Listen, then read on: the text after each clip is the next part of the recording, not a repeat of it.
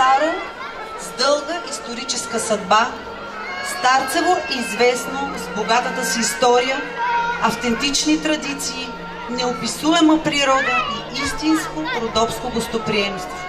Преминало през много изпитания и превратности на времето, Старцево продължава да привлича със своята история и пъстрота на старцевската носия, със звъна на родопските чанове. Тук всичко, до което се докоснеш, звучи като жива песен, свързващо звено на минало, настояще и бъдеще, като будна памет от поколение на поколение. Старцево пази ревностно своите традиции и ги предава на младите, които с голямо вълнение и трепет пресъздават всичко научено.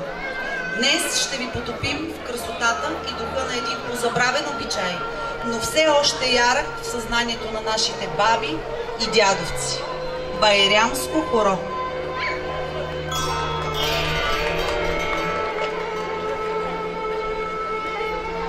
Девойко Мари хубава, Байрям е близко наближил, пък ти не си още наплетена, сплетена и привървена. Нашите предци с нетърпение очаквали този светъл празник, на който моми и момци се събирали на байрямското хоро. То се е играело по 7 дни, 2 пъти в годината, на Шекер Байрям и на Курбан Байрям. Приготовленията за този ден започвали седмица по-рано. Среден ритуал имали момчета. Те трябвали да бъдат каносани, наплетени и пременени в най-празничните си дрехи. Обличали традиционна риза, памучна, ръчно такана. По-заможните и бурунджик, ръчно такана, копринена риза. След това слагали кърпата и накрая по няколко връхни дрехи. Най-отдолу басма, киркова маница, а най-отгоре кутния. Обували празнични обувки, наречени кундри. След това се пристъпвало към каносване на момите с кана, приготвена от жуна, орехови люспи или прегоряла захар. Важна част в приготовленията на момичето заемала косата. Косите на момите били дълги и трябвало да бъдат сплетени на нечетен брой, най-често 33, през които се нанизвали 4 реда рупове или калеми. Наплитането на едно момиче отнемало цял ден и било много трудоемко. Изисквало се голямо майсторство и търпение. Приготовленията за байрямското хоро се правили във всяка къща. Докато момичетата се гиздели и приготвили за празника, момчетата се вълнували и нямали търпение да разберат къде ще се играе байрям. Слагали риза, потури и пояс. Вземали със себе си китка и се отправили към уреченото място с надежда да видят своята любима и да покажат обичта си към нея. В миналото контактите между момчето и момичето били ограничени. Галенето е ставало само чрез хвърляне на погледи отдалеч. В началото тези погледи били кратки, бегли и плахи, но в последствие ставали такива, че всеки можел да ги забележи и да разбере кой кого харесва и дали е споделено това харесване и от двете страни. На байрямското хоро ходили моми, които били готови за женене, но водени от своите майки или баби. Нареждат се в кръг, започват да се движат с леки стъпки, след което спират, обръщат се по двойки една срещу друга и пеят, закривайки лицата си свенливо с червени яглъци, за да не ги видят момците. Те пък стоят и наблюдават момите и всеки търси своята любима, за да й вземе яглъкън и не го връща, докато тя не отмогне чуждата му. Вземането на яглък от момата било символ на любов от страна на момчето. Ако момичето не харесвало това момче, майката пращала близък човек и до двете семейства, за да си иска яглъка. Дай си ми севдо яглъкът, яглъкън баря да ти оплюча, че барята яглък приляга. Така, в надпяване и закачки, момите и момците тайно загатвали за своите чувства, които обаче не оставали скрити за околните.